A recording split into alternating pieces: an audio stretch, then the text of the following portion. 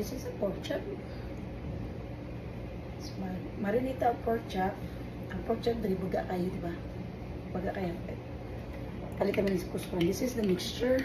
Mga niya pang mga i-mix niya na mga tawag ganit, mga spice. So hopefully this one works. So we'll see. So all I have to do is put that one there. That's it. Wait lang.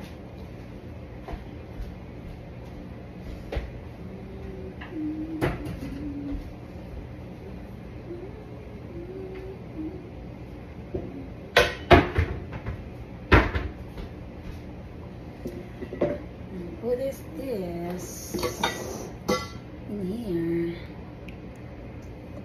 And again, put more. So hopefully this one tastes good. We'll see if it tastes good. Yeah. So dagko ka siya og chunk. Actually, dagko ka chunk. I don't know if you're gonna like the marination will stick siya sa inside. I don't know. So we'll see. This is my first. And then, kung ano siya mo click ni, magbuhat ko ani old karaghan. So this is my recipe nga bisa kung saan sa lagi akong ibutang spice. So we'll see if it's gonna work. Ooh, okay. I think my marination doesn't even work. Let's see.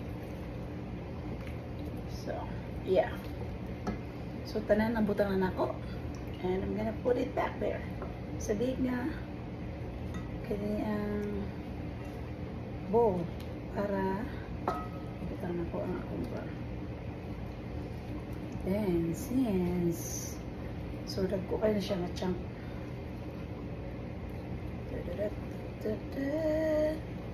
And I'm gonna just put it on there. So put it all together. So hopefully this one tastes good. We'll see. We'll see. So yeah. So far, mo na siya. Then I'm gonna cover this one.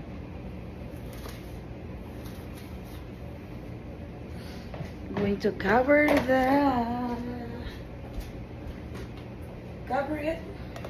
and wait for 2 hours.